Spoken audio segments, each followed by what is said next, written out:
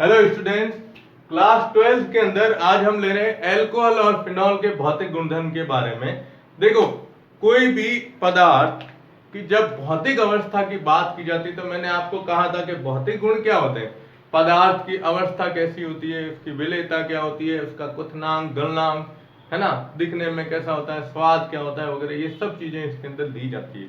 तो पहला हम ले रहे हैं अल्कोहल के भौतिक गुणधर्म के बारे में। देखो, अल्कोहल क्या है? अल्कोहल अगर अपन देखें जनरली तो क्या है, वाष्पशील द्रव अवस्था है।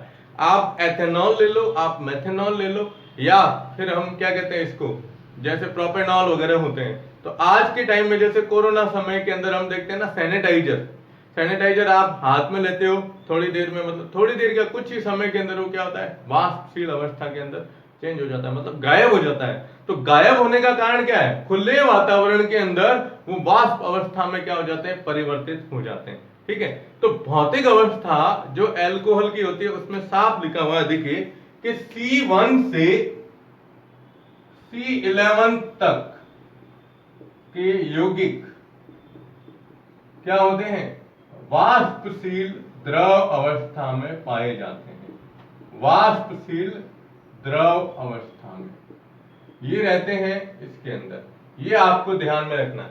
ठीक है, और इसके आगे है कि C11 से उच्चतर अल्कोहल जो होते हैं, यानी C11 से आगे जो अल्कोहल होते हैं वो मौम अवस्था के अंदर पाए जाते हैं। उनकी अवस्था कैसी होती है? मौम अवस्था में रहते हैं। ये थोड़ा सा ध्यान रखना है आपको।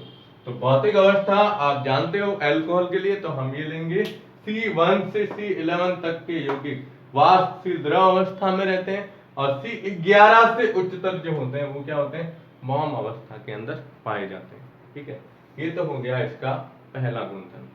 अब दूसरा गुणधर्म है, वो है विलेयता। तो विलेयता में आपको ध्यान रखना है कि निम्नतर अल्कोहल जल में क्या होते हैं, विलेय होते हैं। अब आप देखो, एथेनॉल लो या मेथेनॉल लो, इनको अगर आप पानी के अंदर घोलते हो तो पानी के अंदर वो आसानी से घुल जाता है। जनरली क्या बोलते हैं, कार्बनिक यौगिक जल में विलय नहीं होते हैं, कहते हैं ना अपन, तो वो केवल किस में होते हैं, कार्बनिक विलायक में। लेकिन अल्कोहल है, फिनॉल है, या कुछ भी ऐसे और आगे अपन पढ़ेंगे जो निम्नतर अवस्था होती है, मतलब कम कार्बन परमाणु की जब संख्या वाले जो समूह होते हैं वो जल के अंदर आसानी से घुल जाते हैं। अब उसका कारण क्या है? तो उसका कारण हम ये बताते हैं, देखिए कारण, जल के साथ क्या बनाते हैं, हाइड्रोजन बंध बनाने के कारण। जल के साथ में क्या बनाते हैं, हाइड्रोजन बंध। अब देखो कैसे बनता है, ध्यान देना, ROH अल्कोहल है। अब जल का सूत्र क्या होता है, HOH, तो हम यहां लिखते हैं HOH। अब देखो आप, फिर हम आगे लिखते हैं, अब यहां O आ रहा है ना, तो इधर ले लेंगे अल्कोहल का H, ठीक है, फिर O और फिर R। अब हमें बताना है हाइड्रोजन बंध। आप जानते हो हाइड्रोजन बंध, अब ये अंतरा अणु हाइड्रोजन बंध होगा क्योंकि दो अलग अलग अणुओं के बीच में आ रहा है ना। अब देखिए क्या होगा कि इसके ऑक्सीजन, ये अल्कोहल है और ये क्या है, जल है। देखो ये भी बता देता हूं, ये अल्कोहल है और ये जल है, फिर वापस क्या आ रहा है, अल्कोहल आ रहा है। ठीक है, अब इसके ऑक्सीजन और इसके हाइड्रोजन के बीच में हम ये डॉट लाइन बताते हैं, ये हाइड्रोजन बंद हो गया। अब इसके और इसके बीच में फिर आगे अपन लेते हैं, तो ये जैसे HOH, फिर ये क्या होता है, लगातार आगे से आगे बनता जाता है। तो ये क्या है, डॉट लाइन के द्वारा बनने वाला बंध हाइड्रोजन बंध कहलाता है। तो ये अंतरा अणु मतलब क्या होगा, दो अलग अलग अणुओं के बीच में, यानी एक अल्कोहल और एक जल, दो अलग अलग है, इनके बीच में बंध बनता है। तो जो निम्नतर अल्कोहल होते हैं, निम्नतर अल्कोहल जल के साथ में क्या बनाते हैं, हाइड्रोजन बंध बनने के कारण। तो जल में विलेयता का कारण आपको पूछेंगे तो क्या बताओगे, हाइड्रोजन बंध के कारण जल में क्या होता है, विलय होता है। ठीक है, फिर आती है बात सबसे मेन क्वथनांक वह न्यूनतम तापमान जिस पर एक द्रव वाष्प अवस्था में बदलना शुरू होता है उसे अपन क्वथनांक या उसका बॉइलिंग पॉइंट कहते हैं, है ना। अब यहां बात आ रही है कि भाई ये कैसे बताओगे, तो ये कह रहा है कि कार्बन परमाणुओं की संख्या जैसे जैसे बढ़ेगी तो क्वथनांक का मान क्या होगा, बढ़ेगा। लेकिन यहां एक चीज ध्यान रखिएगा कि जब कार्बन परमाणुओं की संख्या बढ़ेगी तो संख्या बढ़ने पर क्या होता है, अणुभार में वृद्धि, अणुभार में क्या होगी, वृद्धि होगी। और जैसे जैसे अणुभार बढ़ेगा, इसमें एक बंद काम आता है, इसको यहां मैंने लिखा है वॉन डेर वाल्स बल। तो वॉन डेर वाल्स बलों में क्या होती है, वृद्धि। और जब वॉन डेर वाल्स बलों में वृद्धि होगी तो क्वथनांक का मान ऑटोमेटिकली क्या होता है, बढ़ता है। ठीक है, अब इसको आप बताओगे तो वॉन डेर वाल्स बल बताने का मतलब क्या होगा, जैसे ये ROH, अब इसमें ये बंद पाया गया था, देखो यहां जैसे अपन ने हाइड्रोजन बंद बताया है तो इसमें भी हाइड्रोजन बंद ही होगा, लेकिन इसको हम वॉन डेर वाल्स बल के रूप में प्रदर्शित करते हैं।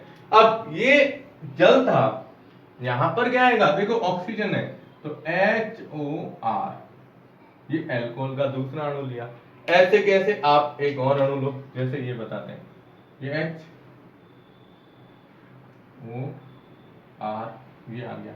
अब इनके बीच में क्या बताना है, डॉट लाइन बताओगे, तो डॉट लाइन बताएंगे तो R और इसके एक अणु के ये इस तरह, ये बंद यूं आगे से आगे, अब ये HOR ये इस तरीके से कंटिन्यू बॉन्ड बनते जानते हैं। तो जैसे जैसे कंटिन्यू बॉन्ड बनेंगे तो इसके क्वथनांक में क्या होती जाएगी, वृद्धि होती जाएगी। लेकिन ये लाइन और ध्यान रखेंगे इसमें, ये क्या कह रहा है, साकित होने पर पृष्ठीय क्षेत्रफल, देखो परमाणुओं की श्रृंखला जैसे 5 की है, अब 5 की श्रृंखला वाला अल्कोहल है, 1 2 3 4 5 ये, और इधर OH है। अब ये क्या हो रहा है, पृष्ठीय क्षेत्रफल क्या हो रहा है, इसमें बढ़ रहा है। तो जैसे जैसे सीधा आएगा, सीधे कार्बन परमाणु वाला जो साकित नहीं है, ठीक है ना, तब तो इसके क्वथनांक बढ़ रहे हैं। अब आप क्या करो, इसमें शाखा बढ़ा दो, ये C इधर लिख दो, अब एक शाखा बन गई। पहले सीधा था, अब इसमें 5 कार्बन है, इसमें भी 5 कार्बन है, तो ये साकित हो गया। पहले यूं लंबी थी, अब थोड़ी सी छोटी हो गई, यानी पृष्ठीय क्षेत्रफल क्या हो गया, कम।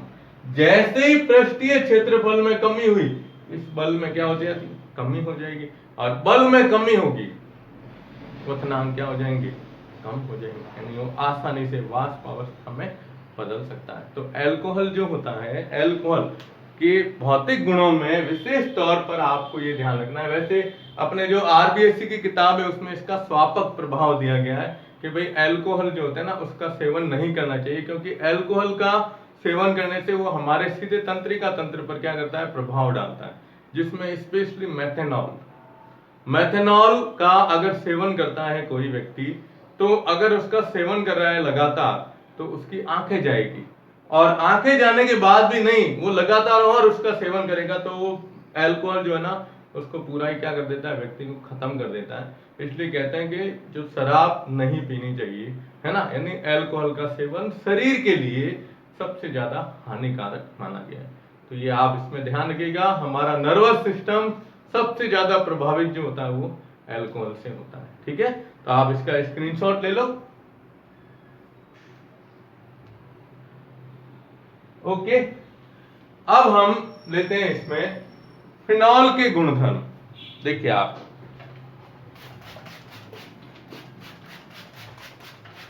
अब फिनॉल के जो गुण हैं इनको भी इसी तरीके से ध्यान रखना है।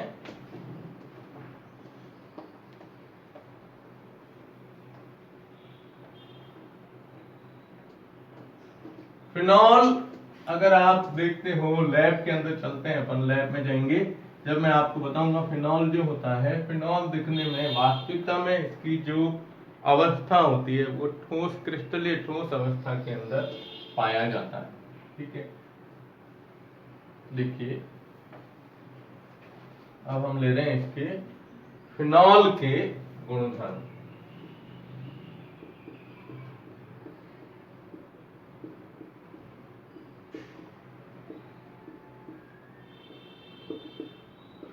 पहला अवस्था, तो ये क्या होता है, क्रिस्टलीय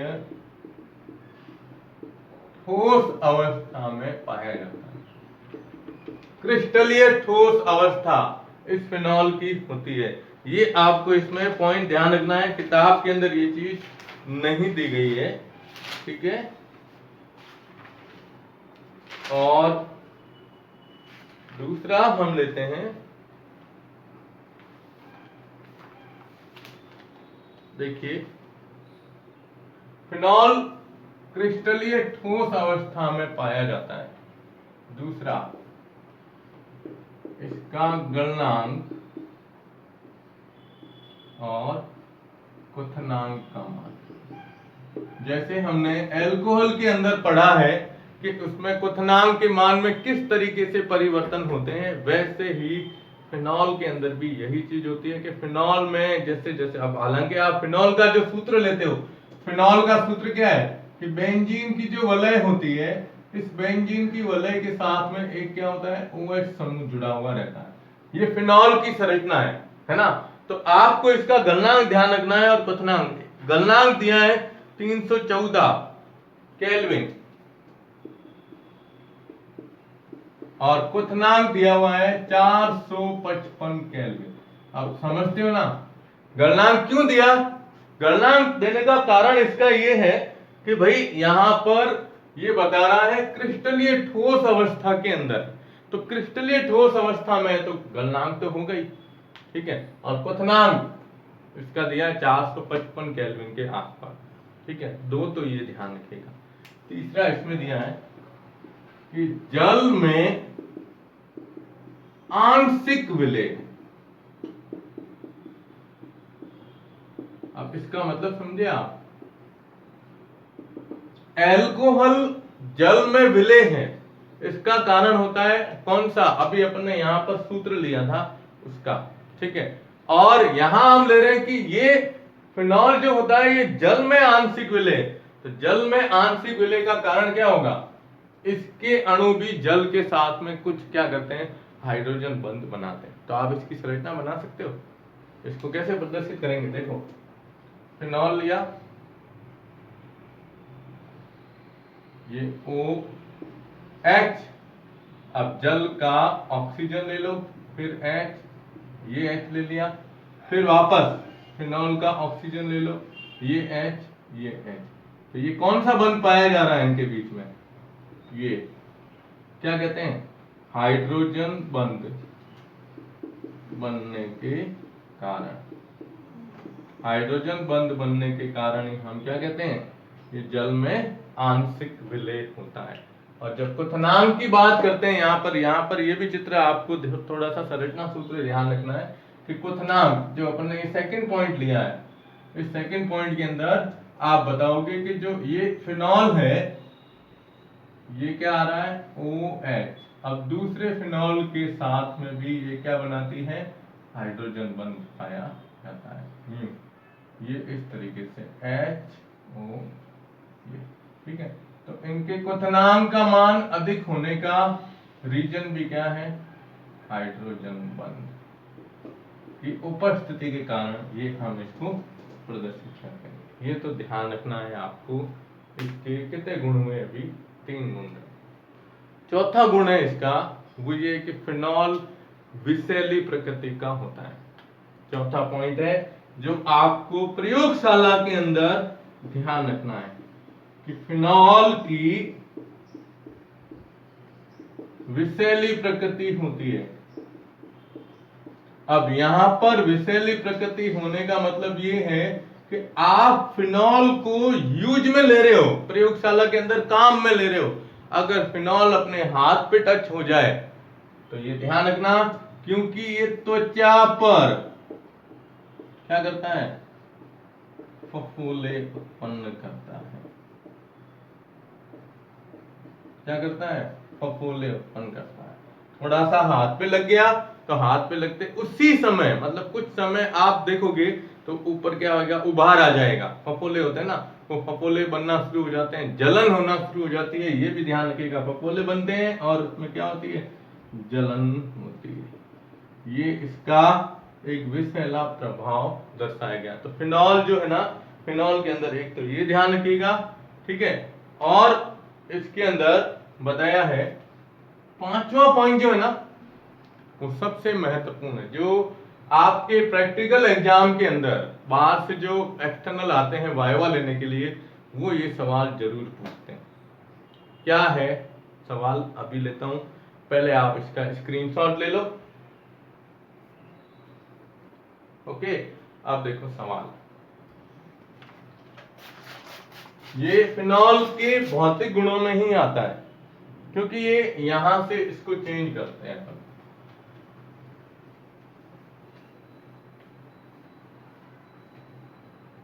ये देखिए आप इसमें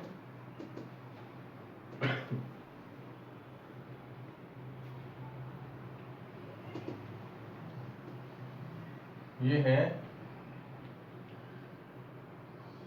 कितने 4 हुए थे,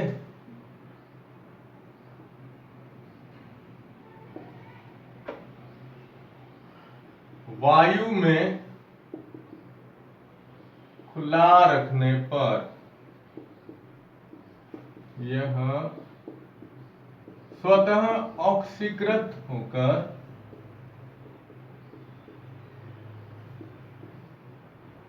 गुलाबी रंग के विलयन में बदलता है।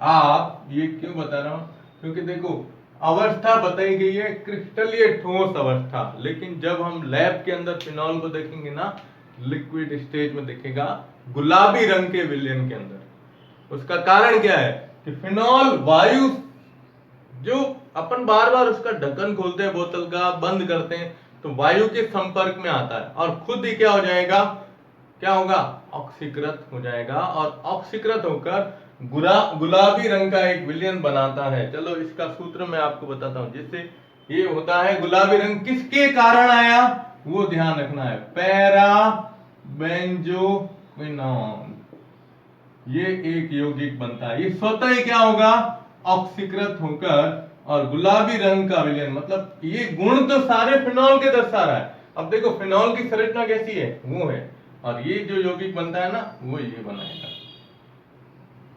इधर डबल बॉन्ड हो, इधर डबल बॉन्ड हो, ये बंद, ये बंद, ये है पैरा बेंजोक्विनोन, जो कैसा होता है, गुलाबी रंग का होता है। तो गुण तो सारे किसके होते हैं, फिनॉल के होते हैं, रासायनिक अभिक्रियाएं भी फिनॉल की ही दर्शाता है, लेकिन गुलाबी रंग का कारण आपको अगर पूछेंगे ना तो ये रीजन है। पहले देखो ये संरचना थी फिनॉल की, फिर कैसी हो गई, ये यानी यहां से ये आया, ये OH, ये ऑक्सीकृत हुआ है, स्वतः ऑक्सीकृत हो, किसके कारण, वायु के संपर्क में आने के कारण। तो वायु के संपर्क में आकर ये स्वतः ऑक्सीकृत हो जाएगा और इसको बनाता। तो ये आपको सूत्र ध्यान रखना है, ये परीक्षा के अंदर पूछा जाता है कि फिनॉल का रंग गुलाबी क्यों होता है, कारण बताइए, इसका कारण ये बताओ, ठीक है। तो इसका स्क्रीनशॉट ले लो। ओके, तो आज हमने अल्कोहल और फिनॉल के भौतिक गुण ले लिए। नेक्स्ट वीडियो में हम लेंगे पहले अल्कोहल और फिनॉल की रासायनिक अभिक्रियाएं। धन्यवाद।